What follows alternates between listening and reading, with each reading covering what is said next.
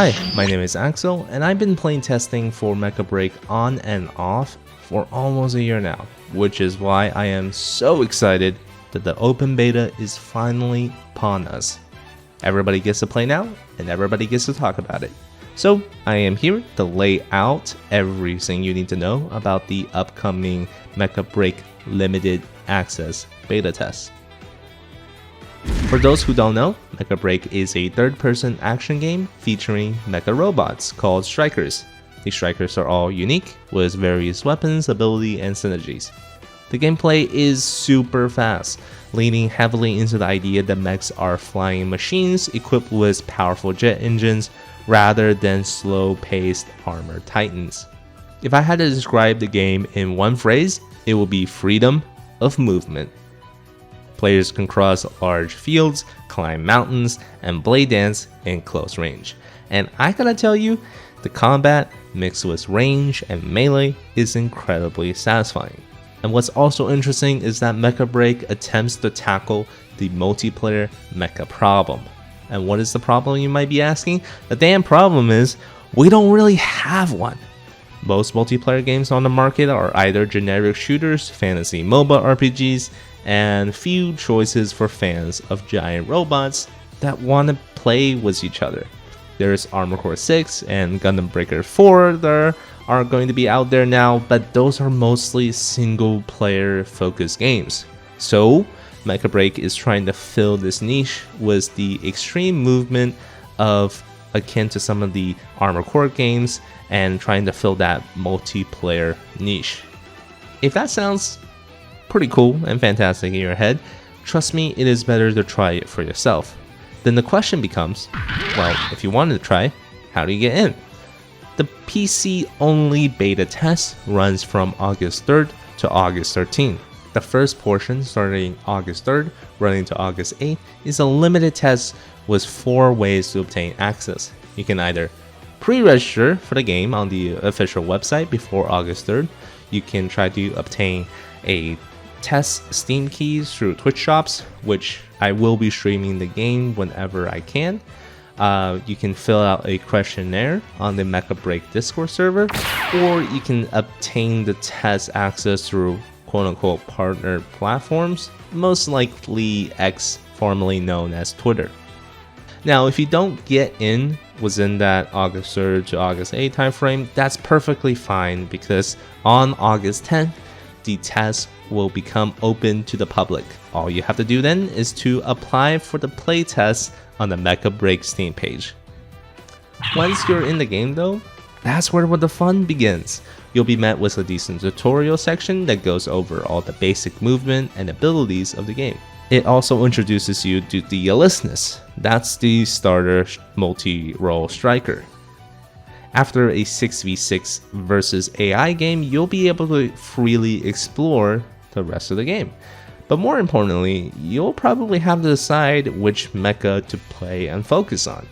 The best thing about the strikers is that they're all designed in a way where these concepts will probably be deemed too overpowered and excessive in other games. There are so many to choose from, and even more coming in the future. But personally, I suggest 3 to start with that will teach you something. Number 1 is the Panther.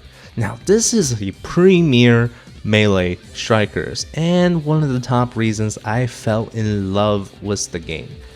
This is a supreme freedom of movement striker. I experienced the Panther like no other way else, because no other game has something like this. It's equipped with a charging lance, hard barriers, energy regen, and a laser dagger. Whenever you need to assassinate someone in the air or on the ground, you look to Panther to do that job. When you need someone to run objective flags, Panther can do it faster and safer than most flying units. And this is one of those units that I would recommend everybody play once, just to be able to learn how to counter him and his weaknesses. He's just that good. And like I said in a video in the past, this is an anti-air melee mecha, and it has only gotten better since the alpha. It might not be as beginner friendly as some of the other strikers, but I promise it is well worth learning the striker to master melee.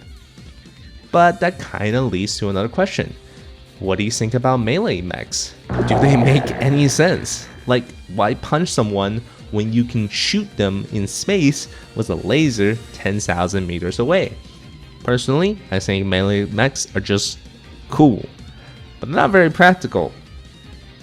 The second striker I recommend is the Hurricane, for all of your objectives needs. The striker's name is the Hurricane because with its shields and its decoy drones, it creates this eye of the storm for its team.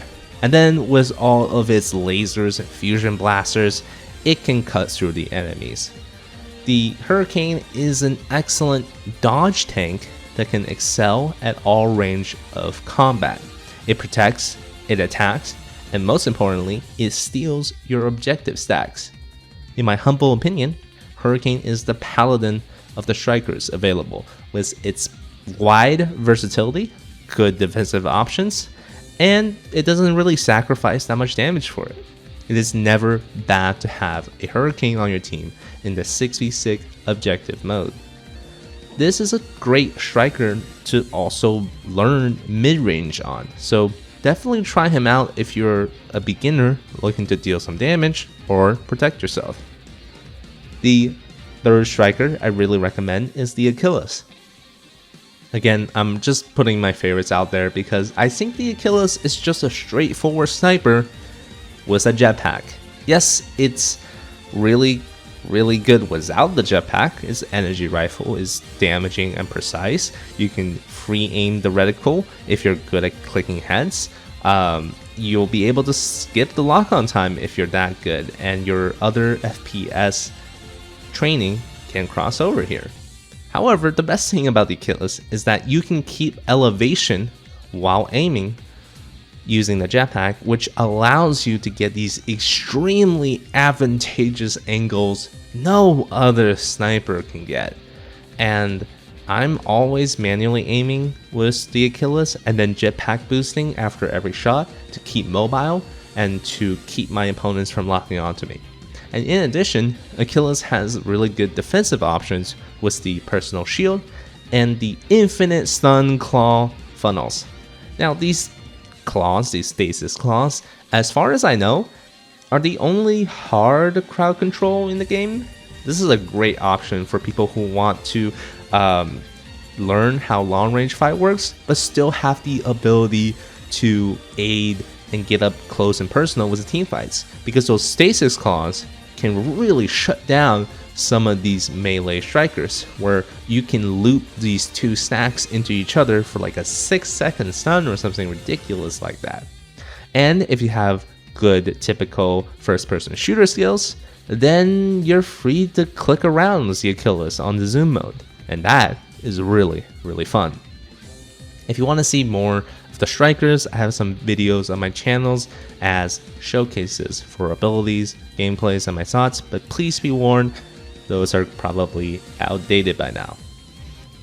What's also neat is that with every test, there are new strikers released. So I have this sneak peek image from the media kit, and you can see a pretty bulky boy, little chonker, that wasn't shown in the previous test.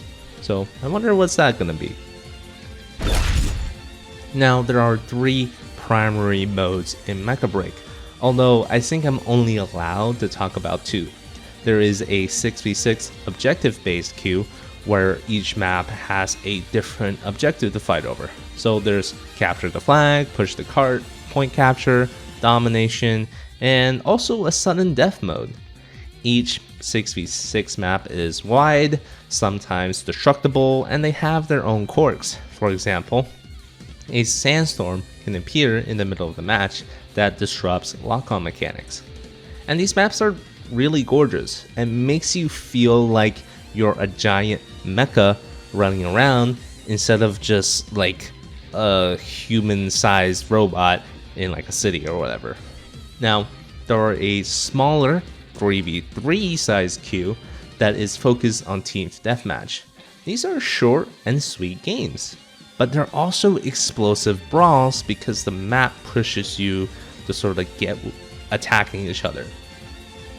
And you know, that mode is very tight and tactical. It's a good time for people who don't really want to be worried about objectives and who wants to have these controlled fights with much less chaos.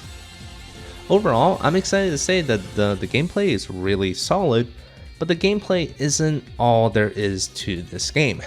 In Mechabreak, you can also customize your pilot and your striker. The pilot customization is quite extensive. I think there are going to be accessories and etc.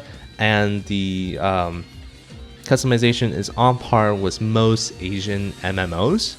And the striker customization is mostly coloring, with an intensive list of colors and crooks and nannies that you can select from to switch colors and stuff like that. So it gets pretty exhaustive in the list. And I quite like the customization. There are going to be like decals and stuff like that, but I do have to warn you that if you're looking for loadout changes or like headpiece and part changes, you're not going to see that because we haven't seen any signs towards that being available. Mechabreak isn't really a build your own mech kind of game, so I would gauge your expectation with that in mind. There are of course these mods that affect gameplay stats, but what I've seen so far is that they're not pay to win, and actually they probably changed too little to be worth bothering about. However, that is, you know, subject to change down the road, and I don't know what they're going to look like in the upcoming tests so far, but that's just what I've seen from previous tests. And Mechabreak is due to come out in 2025, and this test is in August. We still have a couple of months to affect the game before then, which is why I am telling you, please give feedback in this test. It is so important. I've seen firsthand how our feedback changed the game for the better. So please give as much feedback as you can, constructively, of course. I don't want you to put the developers on blast for something ridiculous, but constructive feedback really helps this game improve, and I've definitely seen the progress from the first build I've seen up until now. So please, I beg you, if you're going to participate in the beta, help us better the game. And that's about it for now. I plan to make tutorials when we get hands-on with the games, and also give out codes in my Discord and Twitch. So then until August, please get some water, touch some grass, and I'll see you next time. Ciao.